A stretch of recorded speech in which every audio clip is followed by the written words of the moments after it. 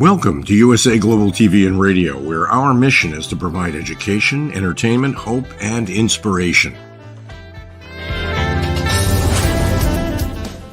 USA Global TV and Radio connects you with experts and audiences all around the world every single day to help you succeed in business and to live a richer life. Visit us at usaglobaltv.com to learn about career and life-changing training and mentoring programs like the Listening Mentor. Subscribe to our newsletter to stay informed about our special programs and offers. Discover how you can become a guest on one of our shows or a host or producer of a USA Global TV and Radio show of your very own. That's USA Global TV and Radio, where the doctor is always in.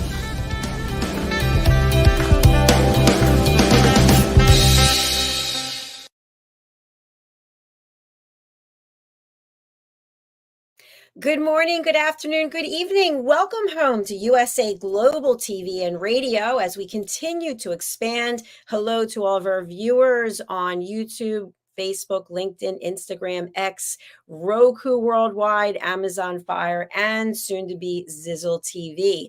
I'm Dr. JACALYN KERBECK, and our show today is called Coexistence and Sustainability. And I have to say, just this morning as I was broadcasting, I looked out the window and I saw this rather large snake. I mean, it was pretty sizable. And a bird flying over was coming down to swoop on the snake and get it. And that snake was moving really fast. And I thought, don't they know about coexistence? I guess not. Anyway, here to tell us more, the star of our show, who does know all about coexistence and sustainability. Not only is she a pet psychic, but she's also a speaker. She's a trainer, and she is an incredible person who has a beautiful heart and beautiful spirit, and she just puts love out into the world every single day. Let's welcome pet psychic AMINAH. Hello. Thank you so much for that blessing. Absolutely heartfelt. Thank you so much. And back at you, Dr. JACALYN. I mean, can you believe, I haven't counted the days or times that where we all started and the work you put into creating this amazing, beautiful background and everything you've got. I am thrilled that I was there when you started. And You've been there since the beginning. I absolutely love it because, man, you worked so hard.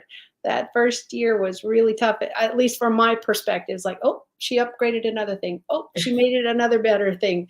And it's just been a privilege, absolute privilege. Well, thank you. And thank you for taking the journey with me. As I mentioned, you've been here since the very beginning. I think this is episode 166. I'm not really sure. But I don't know how amazing. It's amazing. So we started out with a different title for the show, and we morphed into coexistence and sustainability. What do you think about the story I shared about the snake and the bird? Oh, absolutely. Because somebody's going to win. somebody's, and what does winning look like? Well, it depends on the game you're playing. If it's who gets to live longer, the snake has a few notches on a few animals, but their ability to coexist and to also know where their limit is. You don't see a snake going and killing 9 birds. They can't eat 9 birds over, Right. because they have no fridge. Let me be clear. They could eat 9 birds, but they don't have a way to preserve it or keep it away from the bugs and all the things that are going to eat a dead carcass. That's what this world is amazing at, is taking their resources and everything being used for something. Meaning when you see an animal dying or already passed, whatever that animal is, please, please, please leave it to the soil, because this is how natural world makes sure that soil and the plants which feed the animals and this cycle gets support. So with the rain and an animal's carcass there, all of that nobody ate Twinkies every day body is going to refill the ground and the place where plants who everybody needs to eat, etc., are going to now make better soil. Nobody's body or carcass, however you want to address a dead person, animal, or whatever, none of that is wasted. The world doesn't waste anything. They will let it biodegrade into the soil and enrich what all the other plants and animals need. So think about that next time you decide to, I don't know, throw your trash on the ground. Things like cigarette bits are really, really hard on the native world, the natural world. They don't biodegrade. And if they do, it's going to take years. So in my world, that just doesn't biodegrade. So please be careful with your trash. Be careful with your cigarette butts. Be careful with whatever you know that shouldn't actually be down on the ground. We all have things that get away from us and the wind blows or something like that. I get into a lot of trouble with my family because I go pick up all of that stuff. Now I go wash my hands, but I also will come and pick up that cigarette butt, even though I don't smoke, because I can, and I probably have a bag or some place to put it that keeps it, so I'm not getting sick or giving illness to somebody else. A question I have for you in reference to what you just shared. Mhm. So if we happen to see a dead animal, just leave it. Don't No, intervene. absolutely just leave it, because that's a natural occurrence. Cigarettes are not natural. Somebody makes them, and it's all kinds of, from the outside of the cigarette to the inside of this tobacco. The tobacco is probably the only part that really will biodegrade, but what a cigarette is held in, it's not. It's another foreign body that you're expecting the ground to absorb. That's I mean, if it can, let's say you lose a gum wrapper. I don't know about you, but we've all unwrapped something and it just blew away. And for me, I'm like, oh no, and I can't catch it, or it went into the lake or off a cliff or something. It's like, well, I'm not getting that. And I really feel bad because I know it's not going to biodegrade. Or if it does, it's going to take months, years, decades. And this is how archaeologists actually study prehistory. What did the caveman eat? Well, they look at what feces they can find, people and animal. All of this is traceable. Is that a good thing? No, not really. Not for nature. So think about that next time when a wrapper gets away from you. Please try to go get it. I mean, if it puts you in danger, maybe not.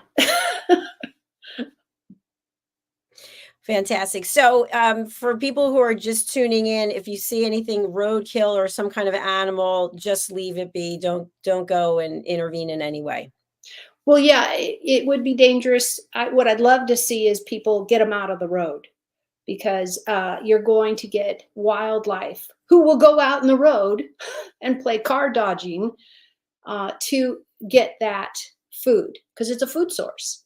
And I don't know about you, but if I had to kill my food every day, yeah, I might choose to walk out in that big old, what we call a road, that big old space where there's no dirt, and there's no rain, and there's no puddles, you can see other predators coming for miles away. Yeah, I would probably go, hey, free food, I'm going out there. And they don't drag it off.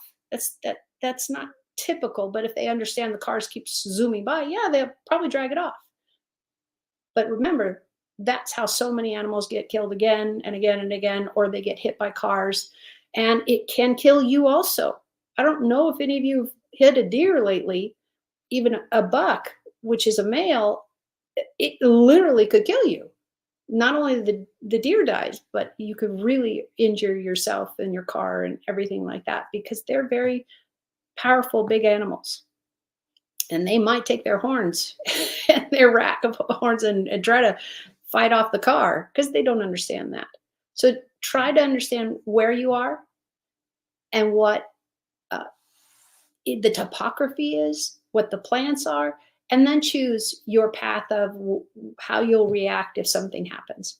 Because I promise you, if it's between you and a deer, you might lose. So please, please watch where you're driving, and try not to, get distracted and or feel like, oh, I can just take this deer out.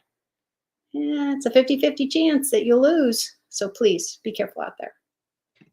And speaking of being careful, let's talk about when you're going for a walk and your dog is sniffing around and Yep.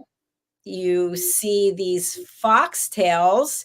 And what is it that we should know about foxtail? What is it, and how can it impact our pets? I'm going to run right to the end, and then we're going to back in, because I really want to scare the jeebers out of all of you. A foxtail is teeny tiny little. It looks like a piece of wood, like a sliver. You know how you get we get slivers in our hands when we're out in the yard and doing things, and we're not wearing gloves or whatever. And they have the teeny tiny little foxtail. And it looks, if you look at it from a different distance or even close up, you're just thinking, oh, it's just a teeny little piece. Think of your toothbrush and the brush itself. That's about how big a foxglove is. I don't know, Dr. JACALYN, if you were able to load the pictures I sent you, but either way, you guys can look this all up. They are in the goldish yellow color, kind of like a piece of wood. What you don't realize is they are meant to burrow. This is a plant, but the way it's put together, it's meant to burrow. So not only wildlife, but your kids, yourself, all of these, they can all of a sudden burrow into your skin also.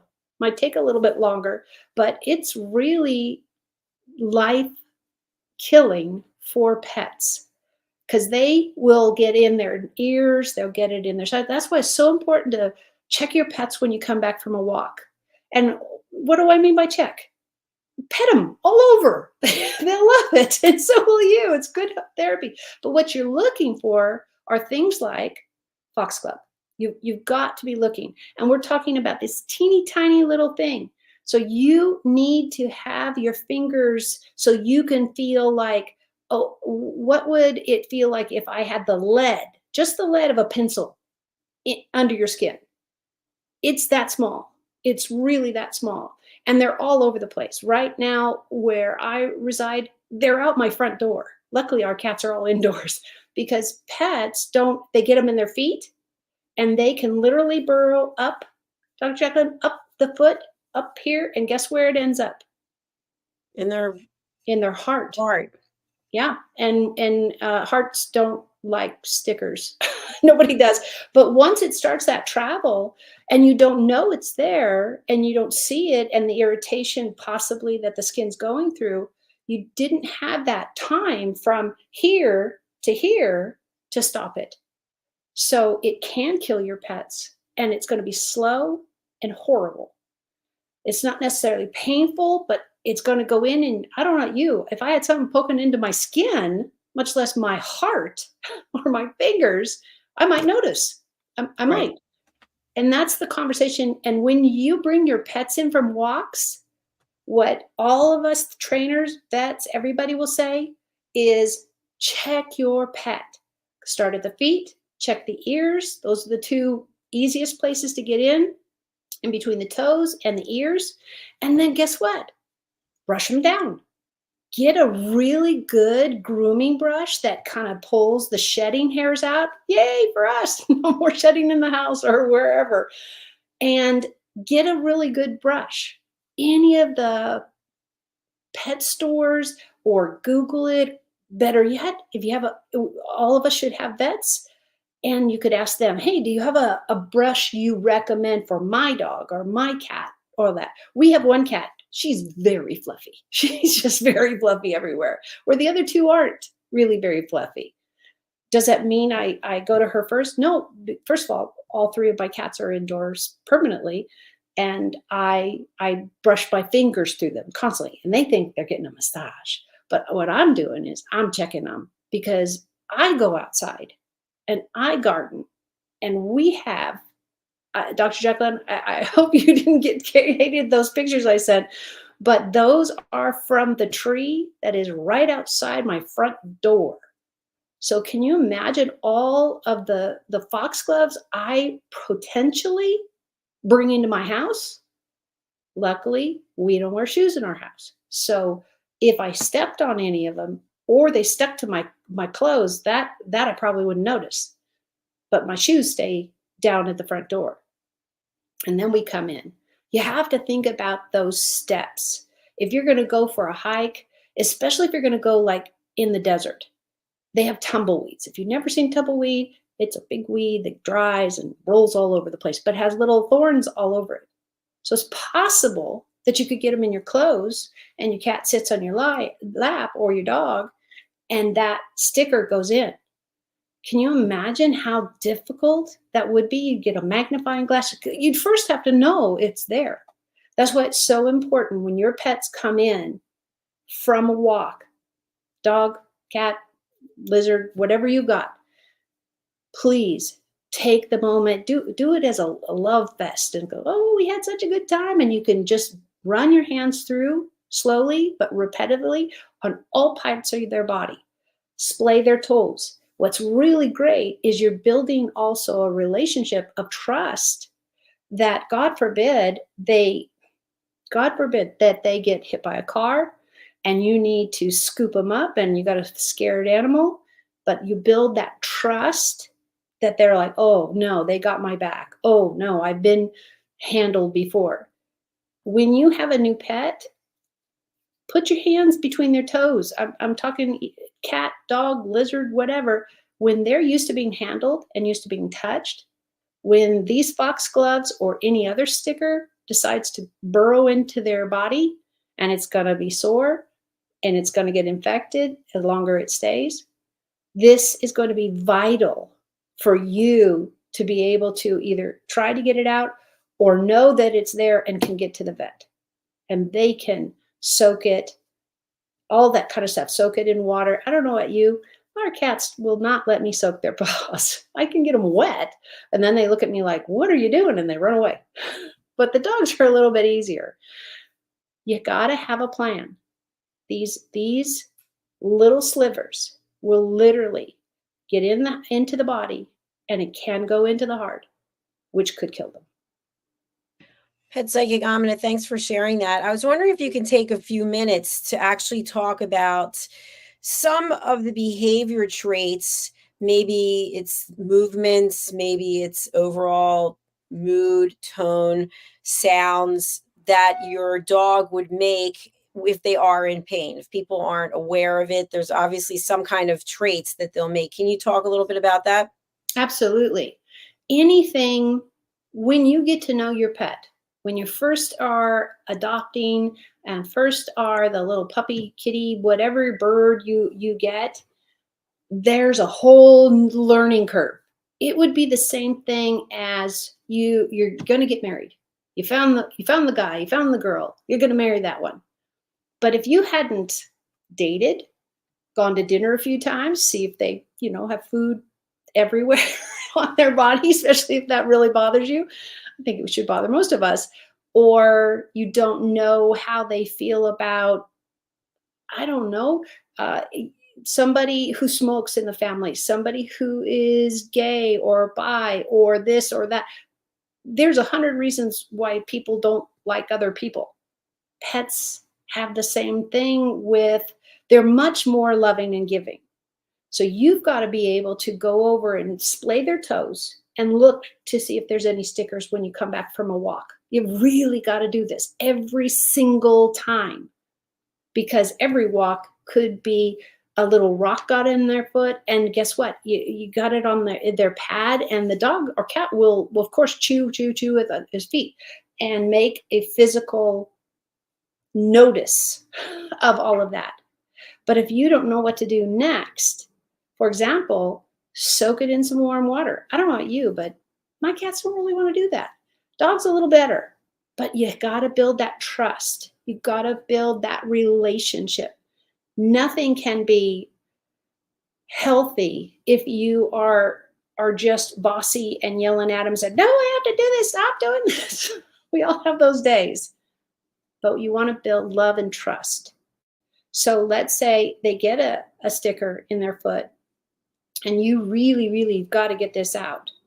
So if you decide to go to the vet and have them do it, great. They will probably put a little bit of sedation in, little bit in a shot. And those are things that I don't know you, I don't have any of that type of thing around. There are different treats and foods you can try, but having trust helps. When you have pets, you need to not only hug them and love them and get them groomed, or you can be the groomer if you did. I know I did that. When I rescued a German Shepherd, that's a double coat. It's like I was brushing him all the time. But I also went and got trained as a groomer so that I would have that knowledge of how and what kind of brush and how long, because the German Shepherd had a double coat. That's a lot of brushing. That's a lot of brushing. So think about these things before you adopt, but also think about these things on, is this the person I am? Is this what I can do? And how do I best coexist with my family and my animals? Did I get it in there, Dr. JACALYN? Yes, you did. Thank you, thank you, thank you. Can you talk a little bit now about when it makes sense to take your dog in a carriage or a stroller as opposed to when the dog should be walking? The older the pet, the more you should accommodate less distance in a walk. Or let's say you have to climb a hill, or you have to go through gravel. All of these things are not for the senior pet, not necessarily. Again, nothing I'm telling you is always and forever. You have to know your pet and what your situation is. But remember, your puppies and your kitties and all that pretty much are barefoot. That's not a common thing, is to put booties on them. You can do it. You can train them to it. But I don't know about you. I only know about booties, meaning they're out of fabric and they have a little tie on it. I haven't seen tennis shoes made for dogs and cats, and they know how to lace them up, or you do. So what the difference is the tennis shoe has more protection on the bottom, and the other stuff we're talking about are like a little bag. So everything can get through that. Rocks and the things we're talking about, all the seeds that are in the foxglove that can get through, it can happen. So you need to always make sure you go through, rub your hands through your pet's fur. That alone, everybody's going to think, man, walks are the best. We come back and you and I can call it the best massage ever. But what you have to do is you have to check between their toes And you can't do that if your animal's not used to you handling their toes. So again, some of us just love their little toes, and they'll sit on our lap or whatever, and we'll rub on our toes. I have always had the ulterior motive. I was like, yeah, this is gonna need me to get in there, because sometimes even if you have a lot of scratching posts or places your pets can, run their nails over or something like that, but yet their nails grow still really long and you still need to have them trimmed. Even if you've just taken them to the vet, it doesn't mean you have to trim them, but that would be great. And you have that relationship. But you've got to be able to touch their feet. It's so important. Touch their ears. And I'm not talking about pulling anything. You got to get in there and have that trust built so that you can get it there if it's really, especially if it's really necessary. And then you can get behind them and they can trust you and go, oh no, this doesn't bother me anymore. And it's just about trying. Did I get that question at all? Yes, you did. You're perfect. Yes. I'm always like, what was that question again? No. That was good. Another question I have for you is, we're talking about exercising with a pet, going for a walk with a pet, and also about poisonous or things that are dangerous. How much exercise, you talked about senior pets, but what about younger dogs? How much exercise makes sense? I mean, I see people where I live, the person's riding a bike and they got the dog running alongside, and I'm always thinking, I don't know about that, but any suggestions you have? And your vet's going to be your trainer's going to be a fabulous resource also. You're not ever out here.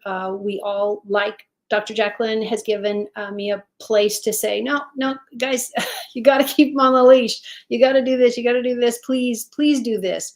I like to have the bird population survive the person that has a dog or a cat. Now we're talking about, what do you do with training? What do you do with all of these pieces? First and foremost, accept your pet the way they are. It'd be the same thing as you had a child. You're the dad or the mom, doesn't make a difference. You could be the great uncle and you're raising them. Everybody, every type of animal. We can have a list scientifically and say birds are all like this, parakeets are all like this, German shepherds all like this. And that's not true. It's not true for anybody. Humans all do this. Yeah, probably not. Even we don't have that finite go-to. So what you have to do is you have to understand who you have, what their likes and dislikes aren't, and understand what scares them, what they like to do, what they like to eat. Let's say you have pets and both your cat and your dog are just going crazy for a Cool Whip. I can't imagine that's very healthy for them to eat. It's a lot of sugar. It's a lot of air. It's probably something we shouldn't eat, but we all do, especially if it's on something really fun. What you have to really watch with your pets is good dietary pieces, parts, what you feed them, even what you use when you're training. I know for us, we would put liver, a little piece of liver, not a whole piece. And the oil, all of that would be on my hand. And Jake, my German Shepherd, would come over and lick my whole hand because he's just sure he's going to find more. But you need that. I need you to focus to me. I need you to focus on me. And someday you might have, God forbid, a child or a pet run out in the street. The ball went there, or they're so excited about playing with you. You need to have a recall with your pet specifically. So what so many of the trainers, and I know for me, it worked really well with our shepherds when we had two, is to have a piece of bologna. It has lots of little greasy stuff or something small that I could keep like in a zippy bag in my pocket or something like that. But the smell is really, really appetizing to them. And I'm just giving a little. I'm not feeding the cats or the dogs or the birds or anything. We're trying to get them to focus on you and what you want to teach them and what you want to have as a coexistence, that you both are going to be able to do a recall. What that means is, my dog was named Jake, and I say, Jake, come. And he'd turn around instantly and come. Because 50% of the time, I'm going to have that little greasy thing to teach. Coming to me has perks. I'm going to pet you a lot. And he really loved being brushed. And I'm going to brush him. I'm going to give him a little, and I mean a little piece of bologna or something. And it's all positive. Someday, you might have thrown the ball and it went out into the street or some other absolutely dangerous place, and your dog is like, oh, I'm just going to go get the ball. That's what we do. I go get the ball. And you go, no. And you say, come. And they try to come or they don't, and they're trying to figure out what's different. But you know you heard a truck or a car coming down the street, and you're like, I need him to stop what he's doing right now. Because even if you can't get him to come back to you immediately, if you can get him on a sit stay, and that just means, nope, I would say to my Jake, I'd say, Jake, sit. And he'd down with the butt. A car can see a non-moving dog, and I can get there hopefully in time. So hopefully I'm giving you enough tips to say, wait a minute, there's always a secondary or a first when you can figure out, how do I get them to not run in front of the cars? Well, you're going to keep training that at the sidewalk, at the end of the driveway, whatever you pick, this is no man's land. They're never, ever, ever, let's say, not allowed to go into the street unless they have their leash on. You can train this. You can teach it, not only to yourself, but your children, your family members that also might be out with the dog by themselves. Woo! Lots of amazing information there. Thank you. Thank you. So you've talked about this before, and we're just going to kind of sum up some of these things. But if people are going to look to adopt, they really need to make a commitment, because you're bringing a family member into your home. And when you are bringing the family member into your home, you need to take care of this family member. And that's what we're talking about today, about being cognizant, being educated on some things that could be dangerous to your pet or to your dog. What are some other things that we need to be aware of when it comes to nature? Are there any other things out there that could be dangerous to a dog? For example, a snake, or taking your dog into a lake, or anything that might come to mind for you with nature and dogs? Well, just thinking about your part of the world, it's all those iguanas. Everybody and their brother has said, oh no, this is a tropical place. We're going to just let them be free because they can run up the trees. They can do that. No, they're decimating all kinds of natural animals and birds and all that type of stuff. If you have, for example, if you're in a place where I grew up was a desert, literally, I grew up in a desert. And so what do you think, Dr. JACALYN, a desert would have? Your area, you have all these iguanas. People keep letting them loose and snakes. What do you think our life in a desert would be dangerous for our pets to be out there walking around? Scorpions. Pardon me? Scorpions. Yep. And let's go a little bigger. Starts with an S. Snakes. The desert is covered in them. Absolutely. And we're talking about rattlers. We're talking about poisonous ones that bite you and you die.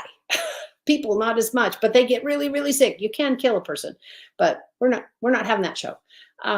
But with pets, especially people who say, oh no, he can just hang out in the backyard, or, oh no, I don't need to take him for walks, or, oh, I don't need to look on the ground behind the bush, behind the rock, because, it's too hot. Well, they're snakes. Hot is okay, especially if they're native. What I think, Dr. JACALYN, you have a problem in your area, and please correct me, but you have way too many people, because even in our area, in different parts of California, so many people are letting these pythons and these other pets They get tired. They don't want to feed them anymore. A kid grew up and went to college. Whatever the reason is, they don't want it anymore, and they just let it go. Oh, it'll be fine. No, and then it eats too many birds because we got too many snakes for the birds, or all of that. And you have that problem in your area, don't you? I don't know with that. I mean, we have a ton of iguanas. There you go. As you know, a Yeah. ton of lizards. Yeah. And they're decimating the food source that anybody wild would be normally eating, that because you got 20,000 of them instead of the 4 or 5 that nature would have had those iguanas having babies. They have to have enough resources for the Right. mom to have a good birth. Everything is in a chain reaction. So please, please, please, please don't let your animals free. Find them a home, find them somebody who can adopt, find some way to either work with a trainer that helps you do better with your pet if you're tired, or just, something is not working for you guys. Find them a new home. There's a million different scenarios that we can all say, well, maybe it's time for me to, have a new home. Or I need training because I don't know why they're doing this. I can't tell you how many times I hear about the cats scratching up the furniture, the dogs pooping on the floor, all these kind of things. Dr. JACALYN, do you have any guesses? You'd love to play, my new client and say, I got a pet and they do any of these things. How do I fix it? Do you know how you'd fix it? Get a trainer. that you could do that, absolutely. And that's what we want to do. That's why this show is so important to me, and I really appreciate that you understand that, because you're around iguanas all the time and all these big animals that are running around because people have let them loose or whatever. But if you don't understand what a sit stay is and how important it is that your dog know how to do that. So a sit stay basically is just what I'm talking about. You say sit, and that butt goes to the ground, and they look so happy, because usually when you're teaching something, you want to make it fun. You want to make it interesting and have a little liver on your fingers or something. Because can you imagine what that stuff smells like to them? It's like, oh, great, we're having treats. And yet it's all it is, maybe a teeny tiny little piece of meat on the tip of your finger, but the oils are on there, and it smells great because the animals definitely can smell it. And that is a great way to introduce concept and getting your pet, cat or dog, lizard, good luck. And cats are a little tough there too. But if they can come to you when you call, and they can sit when you ask them to, and I don't care if they're next to you, that's where you start, or they're across the street from you. You will save your pet's life if you can get them trained at any distance. Just remember, start slow for both of you.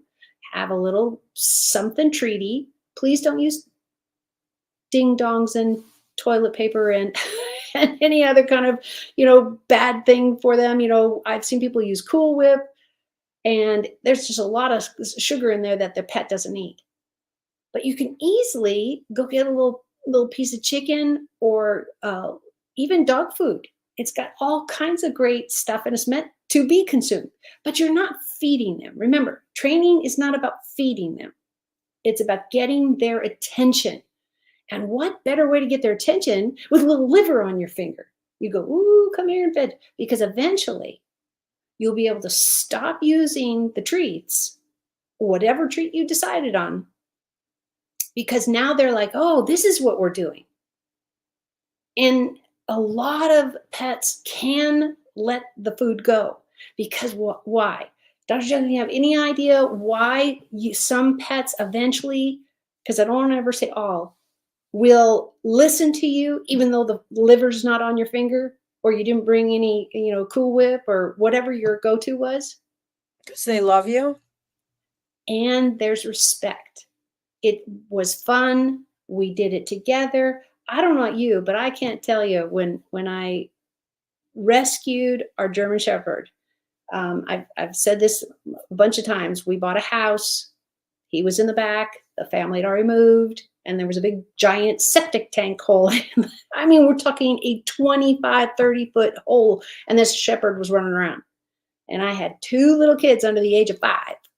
So it was a handful. But I started with liver. I started with chicken. Sometimes it was whatever I had in the house. Eventually, I would carry those stuff that you can get at the pet stores, and a little bit of whatever that was I was going to put on my finger.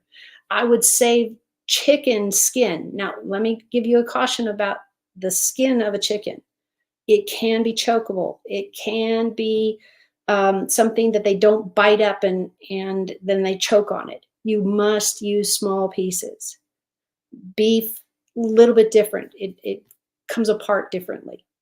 But chicken, depend. If you're using the skin, you got to cut it up. You got to. You don't want anybody choking on it. And then you've got to know CPR for an animal and lots of things. Or God forbid, they get into it and you don't know it and they collapse outside and you don't see it for 12 hours, 6 hours, 2 hours, whatever. It can be life and death. So be really careful out there what you choose. Peanut butter, very low cost. And you put a little on a spoon or your finger and you get them. All this does is get them to focus on you. That's the only point I'm trying to make. When you train, when you're teaching, especially a new concept, like don't sit on the couch, especially with your muddy feet. You can't train this. If your feet are muddy, you don't get to come in the house. And they are smart enough, animals are smart enough to go, oh, that's what that means. It's like, no, your muddy feet are not coming in the house. But you can give them a reward. And eventually, what your goal should be is the reward leaves. And the behavior becomes every day. This is what we do. You wipe your feet before you come in. I've seen people and their kids do this with their dogs outside. And the dogs go, oh, this is what the family does. This is what the pack does. We do this thing on the mat. And then we can come in.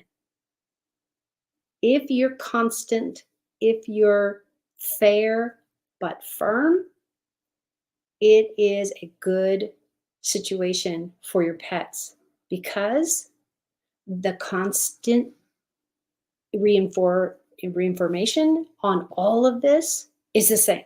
Oh, we all do that. Oh, we all do that. Oh, we got a new animal. But we all do that. Just think about how neat and nice it would be if our parents always discipline exactly the same way. Now, I don't mean, like I know in my house, my brother got disciplined totally different than the rest of us. We were all sisters. There's 4 of us. And we were different. And my parents treated us that way. They went up and talked to us, or they said, nope, sorry, you can't go. You can't do this or this, and this is why. Animals, you can't actually maybe verbalize it as it seems like with people, but you can when your energy and your abilities to train are in a positive way. So you always give him a treat when he sits, when you ask, because animals understand the hard consonant. Does that make sense, Dr. Jacalyn, or should I explain what a hard consonant is?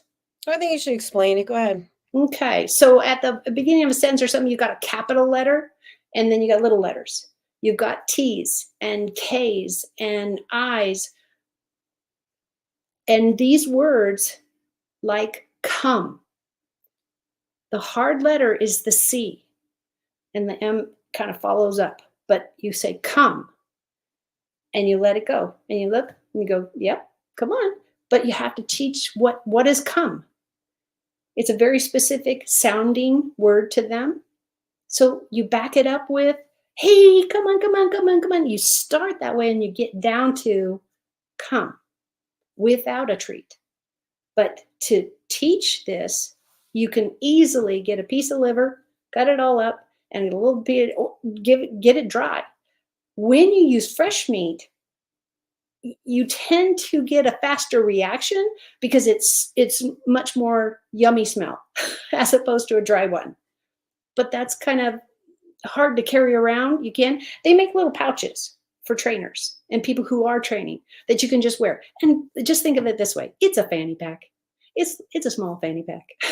And you could put either a Ziploc bag of meat, because of course you don't want to get anybody sick, and or something with dry liver or dry treats that you can go in, and you find what they really love, and guess how motivated your animals are. These are really important things. What I want to make sure that we all hear is that foxglove grow on trees. And they look like little round yellow balls. And what they are, they have this, and they, of course, they have the big maple leaf on them. That's two very common traits for a tree that has foxglove. I am unfortunate to have a giant one on the front of my house, and I'm constantly trying to get all their seeds out of my plants and or off the steps. What happens with foxglove is it will burrow under the skin, and you won't see it until possibly it's in their heart. And if you can't imagine, that's not where anything should be but your heart and the blood and the blood that it needs. But with pets, if they start chewing on their feet, please, please, please either soak their feet and have a good look at them. And why I said soak them is so that hopefully if the foxglove is any kind of still in or out, a little bit out, you can get it wet and hopefully make that seed, that weed expand so it's easier to dig out and get. But foxgloves can kill. I want to be really, really clear. Can kill it. Please. That's the thing I want you to all walk away. If you don't check your pet's paws, ears, back, brush them through when they come back from a walk, you always could be at risk for a pet that dies because you didn't know. So again, do the easy thing. Brush them down. Your relationship will get better because the dog's going to love it. You brush your cat down, whoever's going in and out of the house. Don't brush your kids. Maybe don't do that. But foxglove can get in people's hands. So maybe check your people's hands, and it's going to be just a little bump. But for most of us, we'll go, ow, mom, this hurts. Dad, come and dig this out of my hand. So I did that with a cactus in Arizona. We were playing a game in the dark, tag something, and I came back and I touched something. I went, ow, why my hand hurt? So I got in the light. I had a giant cactus thorn. Oh, and my dad said, oh, we're going to have to pull that out. And I'm like, no, I better just live this way. Every child says that. And he pulled it out, and then I had to have antibiotics and all kinds of things because that's infected. And that's what I'm trying everybody to get. Foxgloves can kill. It's just not messy. It's dangerous. Thank you again for sharing that information, for all the brilliance you bring to our channel every single week. We have to sign off for now, but for people who want to reach out to you, we've been showing your banner information regularly. Where would you like people to go to reach out and connect? bridgingworlds.us. I try to make this super simple. My whole medium for the world is to be that bridge.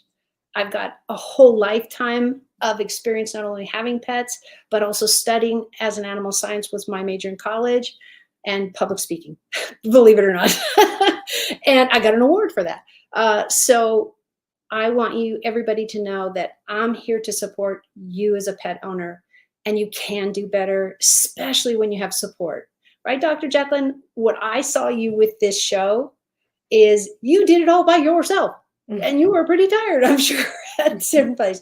We don't have to do that. You've brought all of us experts into your channel, so we all can put out that support for everybody wherever you are.